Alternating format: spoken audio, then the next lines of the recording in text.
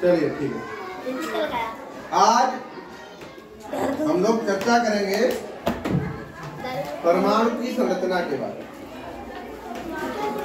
तो परमाणु की संरचना से पहले जो चीज जाननी चाहिए कि परमाणु क्या है। परमाणु क्या है? किसी पदार्थ की सूक्ष्मतम इकाई जो स्वतंत्र अवस्था में नहीं रह सकती लेकिन रासायनिक अभिक्रिया में भाग लेती। यानी सूक्ष्मतम इकाई, सबसे पहली बात आई सूक्ष्मतम इकाई। जैसे कोई मकान बनाओ तो उसकी सबसे छोटी इकाई कौन सी होगी? ईंट।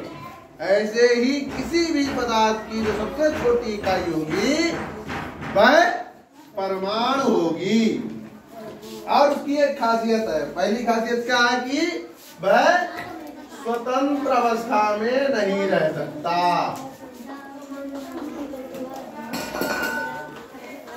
वह स्वतंत्र अवस्था में नहीं रह सकता, जबकि वह दूसरी बात रासायनिक अभिक्रिया में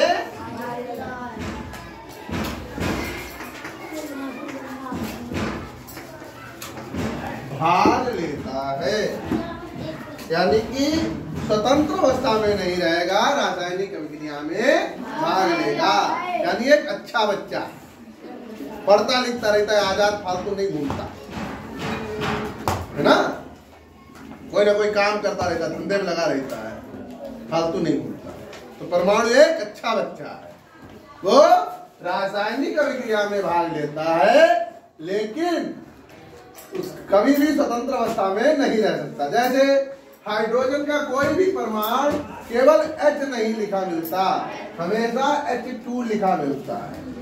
नाइट्रोजन का N2 लिखा होता है, वो ऑक्सीजन का O2 लिखा होता है। क्यों? क्योंकि वो अकेला रह ही नहीं सकता, उसे कोई ना कोई साथी चाहिए। समझ गए? और रासायनिक अभिक्रिया में भाग लेगा। अब दूसरा आता है इसके बाद अणु। अणु क्या है? दो परमाणुओं या दो से अधिक परमाणुओं से मिलकर बनता है, चाहे वो एक जैसे हो चाहे अलग अलग हो। एक जैसे होंगे तो भैया H2 बन जाएगा, और अलग अलग होंगे तो H2O बन जाएगा, लेकिन बनेगा अणु। दो या दो से अधिक परमाणुओं को मिलाकर अणु बनता है और वह रासायनिक अभिक्रिया में भाग नहीं ले सकता। रासायनिक अभिक्रिया में भाग नहीं ले सकता, जबकि स्वतंत्र अवस्था में रहता है। मतलब गंदा। अच्छा बच्चा का गंदा बच्चा याद रखो, आराम रहेगी। गंदा बच्चा क्यों? फ्री घूमता रहता, कोई काम धंधा नहीं करता, है कि नहीं? तो अणु जो है वो रासायनिक अभिक्रिया में भाग नहीं लेगा और स्वतंत्र अवस्था में रहेगा। जैसे अगर हम किसी भी दो परमाणुओं की अणुओं की अभिक्रिया कराएं तो हम देखते हैं कि वो पहले परमाणु में विखंडित होते हैं, परमाणु में टूटते हैं, फिर उनमें से कोई एक परमाणु किसी दूसरे परमाणु के साथ मिलकर अभिक्रिया करता है। जैसे मान लीजिए कोई भी मान लीजिए, जैसे हम लोगों को बताया जाता है कि बारिश के पहले पानी में नहीं नहाना चाहिए। क्यों? क्योंकि हवा में उस समय सल्फर डाइऑक्साइड होती है, सल्फर डाइऑक्साइड हवा में होती है और वह जब पानी के साथ मिलती है तो वह आपस में क्रिया करती है। हवा में सल्फर डाइऑक्साइड थी, उसे मिल गया पानी, तो उसने क्रिया करी और बन गया H2SO4। तो देखिए क्या हुआ यहाँ पर, क्या हुआ? क्या पूरे H2O ने कोई कार्यवाही करी? नहीं करी। वो पहले विखंडित हुआ, उसके अणु अलग अलग बने, अलग अलग बटे और उन्होंने फिर आपस में अभिक्रिया की। तो कहीं ना कहीं क्या होता है कि परमाणु हमेशा रासायनिक अभिक्रिया में भाग लेते हैं, जबकि अणु रासायनिक अभिक्रिया में भाग नहीं लेते हैं। इतनी बात क्लियर हो गई? कोई दिक्कत? परमाणु और अणु को संबंधित कोई समस्या हो तो पूछ लो।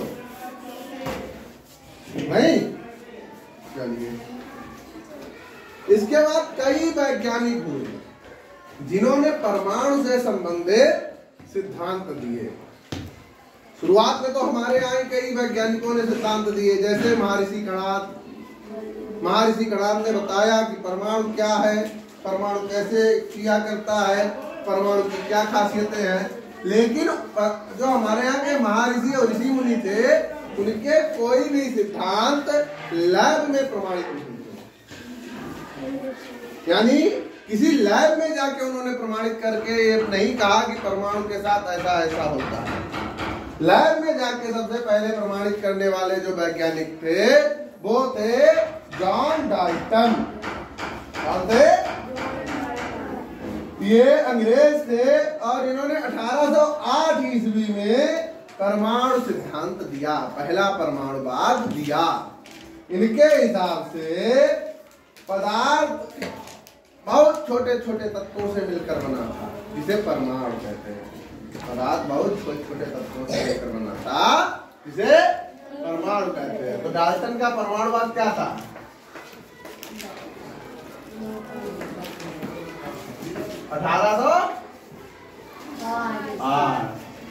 परमाणु पदार्थ की सूक्ष्मतम इकाई। ठीक, पहली बात तुमने ये कही। दूसरा, इनका मानना था कि परमाणु को ना तो नष्ट किया जा सकता है ना बनाया जा सकता है। परमाणु ना नष्ट होगा ना बनेगा। ठीक है। तीसरा, इन्होंने कहा परमाणु अविभाज्य है।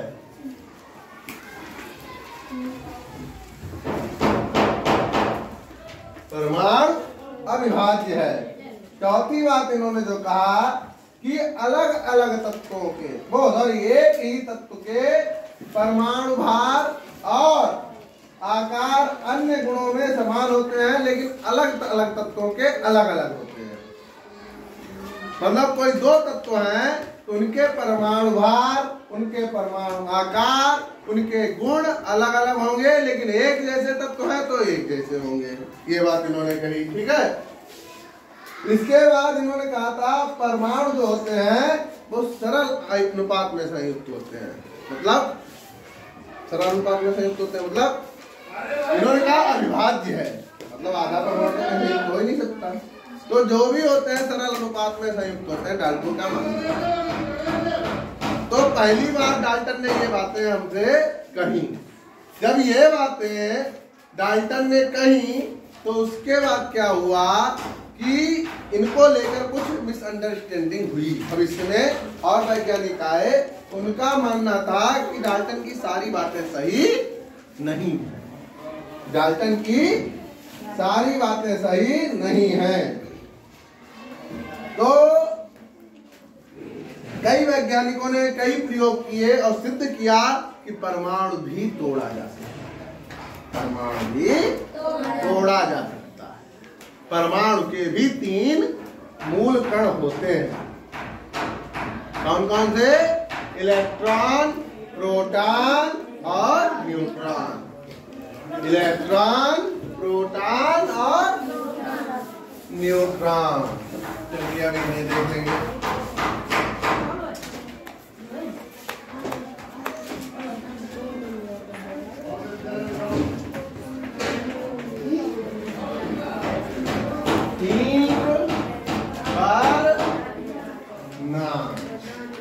यह याद करने का सबसे अच्छा तरीका, ईंट पर नाच। ई से इलेक्ट्रॉन, टी से थॉमसन। इलेक्ट्रॉन की खोज किसने करी? थॉमसन ने। पी से प्रोटॉन, आर से रदरफोर्ड। ठीक। तो प्रोटॉन की खोज किसने की? रदरफोर्ड ने। ना से न्यूट्रॉन, तो चा से चैडविक। तो न्यूट्रॉन की खोज किसने की? कैडविक में। तो ईंट पर ना, समझ गए? तो ये 3 कण हो गए। अब एक एक कण को लेकर चलेंगे, ठीक है? एक एक को लेकर चलेंगे। सबसे पहला इलेक्ट्रॉन। इलेक्ट्रॉन की जो खोज थी वो थॉमसन ने की थी, है ना? इन्होंने क्या किया कि कैथोड किरणों के अध्ययन को किया। उससे इन्होंने देखा कि इसके ऊपर बहुत सारे ऋणावेशित कण हैं। कैसे कण हैं? ऋणावेशित कण कौन से होते हैं? ऐसे कण जो अगर उन्हें आवेश में छोड़ा जाए, आवेश यानी कि जैसे बैटरी के ऊपर कोई चीज छोड़ी जाए तो वो जो माइनस वाली लाइन होती है उधर जो कण आकर्षित हो, उधर के लिए जो कण भागे वे कण ऋणावेशित कण कहलाते हैं। तो ऐसे कण जिन्हें आवेश में छोड़ने पर वे ऋणात्मक आवेश की ओर आकर्षित हो, वे ऋणावेशित कण कहलाते हैं। तो इलेक्ट्रॉन क्या होता है? ऋणावेशित।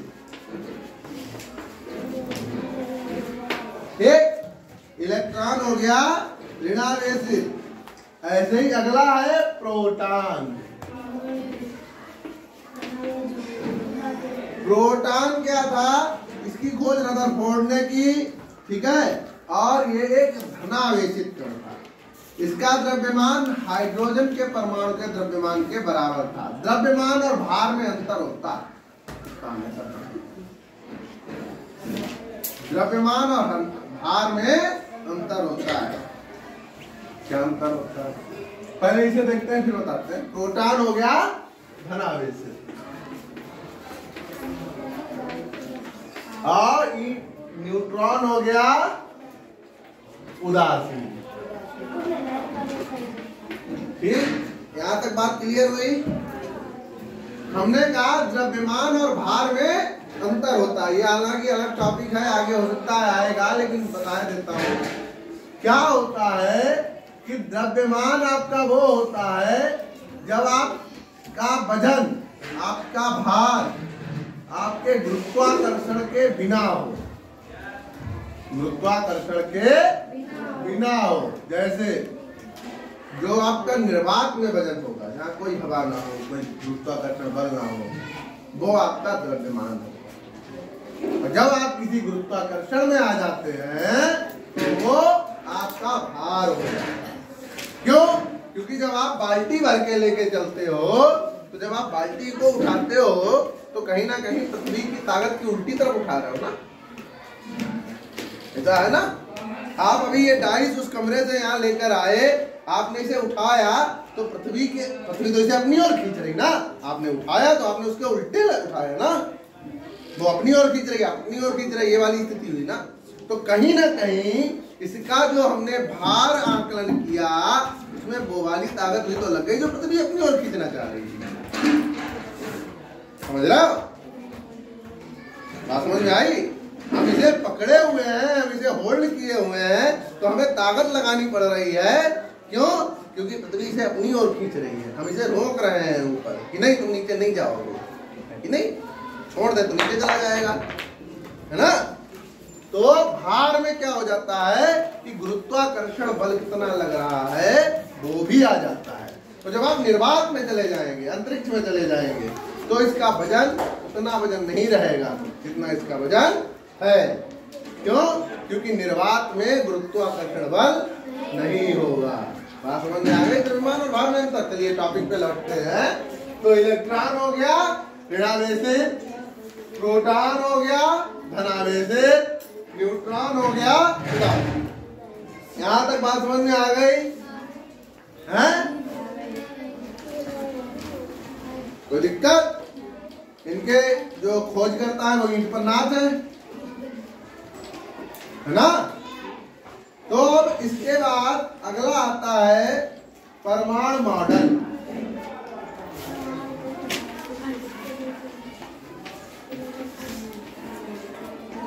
जे थॉमसन, डाल्टन के बाद कई लोगों ने और परमाणु मॉडल दिए। जैसे जे थॉमसन ने दिया, रदरफोर्ड ने दिया, नील्स बोर ने दिया। तो इसमें जो सबसे फेमस परमाणु मॉडल रहा वो था रदरफोर्ड का। रदरफोर्ड ने क्या करा कि आपकी देखिए क्लास में कार्ड भी लगा है कि रदरफोर्ड ने क्या करा, एक सोने की पन्नी ली और उसको चारों ओर से ऐसे करके गोल गोल लगाया। उसके ऊपर क्या करा, आगे एक लेड प्लेट लगाई और लेड प्लेट लगाने के बाद उसके ऊपर क्या करा, अल्फा कणों की बमबारी की। मतलब सोने की प्लेट के ऊपर अल्फा कण मारना शुरू किया। तो उसके बाद उसने क्या देखा रदरफोर्ड ने कि देखिए बोर्ड पे देखिए,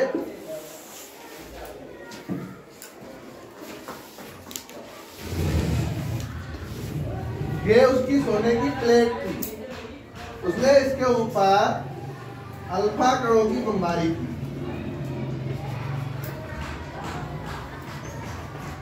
तो उसने देखा कि कुछ कण क्या हुए, ऊपर को निकल गए, कुछ कण क्या हुए, नीचे को निकल गए, कुछ कण गए और वापस लौट आए। तो उसने कुछ बातें कही। ये उसने जब देखा कि बमबारी करने पर कुछ कण ऊपर को निकल गए, कुछ नीचे को निकल गए, है ना, कुछ वापस लौट आए, जबकि कुछ कण ऐसे भी थे जो अपने मार्ग पर सीधे चलते चले गए, उन पर कोई फर्क नहीं पड़ा। तो रदरफोर्ड ने इसका ये निष्कर्ष प्रस्तुत किया, ये रिजल्ट बताया कि परमाणु का जो धनावेश होता है, धनावेश यानी कौन से वाले कण, कौन से कण धनावेशित होता है, प्रोटॉन। कौन से बताए थे, जो प्रोटॉन कण है, जो धनावेश है, वो हमेशा नाभिक में होता है, यानी कि केंद्र में होता है। जो बीच का एरिया होता है, सारा धनावेश इसमें होता है, तभी इसमें जो कण लगे वो वापस आ गए। ये बात समझ में आई यहां तक। इसके बाद दूसरी बात कही कि परमाणु जो है वो ऋणावेशित कणों से घिरा हुआ होता है। परमाणु जो है वो ऋणावेशित कणों से घिरा हुआ होता है। तो ऋणावेशित कण कौन से बताए थे, इलेक्ट्रॉन। तो ऋणावेशित कणों से घिरा होता है, नाभिक में होते हैं धनावेशित कण। इतनी बात क्लियर हुई। अच्छा, तीसरी बात, अल्फा कण के जो कण सीधे सीधे निकल गए, इसका मतलब परमाणु का अधिकतर भाग खोखला होता है। कैसा होता है, इसीलिए आर पार निकल गए। और कुछ कण नाभिक के पास से गुजरे और अपने मार्ग से विचलित हो गए। जे वाले कण यहाँ से गुजरे तो वो कहीं ना कहीं विचलित हो गए और उन पर समान आवेश लगा, इसलिए उन्होंने रास्ता छोड़ दिया। और जो कण सीधे नाभिक से टकराए वो क्या हुए, वापस लौट गए। यानी कि जो ये सीधे निकल गए, ये इसलिए निकल गए क्योंकि ये वाला हिस्सा खोखला था, ये नाभिक के आसपास से निकले, इसीलिए इन पर आवेश लगा और ये डिस्टर्ब हो गए, रास्ता भूल गए। और ये सीधे नाभिक से टकरा, इसलिए वापस चले गए। तो इसके बाद जो उन्होंने परमाणु की एक संरचना बनाई वो कुछ इस तरह की थी।